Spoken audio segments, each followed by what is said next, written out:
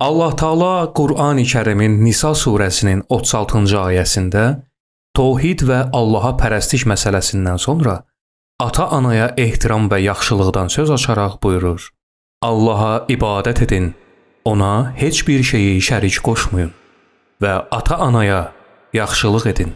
Bir hədisdə Peyğəmbər Əkrəm sallallahu aleyhi və alihi və səlləm buyurub: Hər kim ömrünün uzun və ruzisinin bol olmasını istəyirsə, ata-anasına yaxşılıq etsin.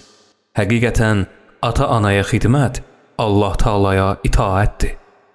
Başqa bir rəvayətdə göstərilir ki, bir gənc oğlan müharibədə iştirak etmək üçün Peyğəmbər Əkrəm sallavatullahın huzuruna gələrkən Həzrət ondan soruşur: Anan varmı?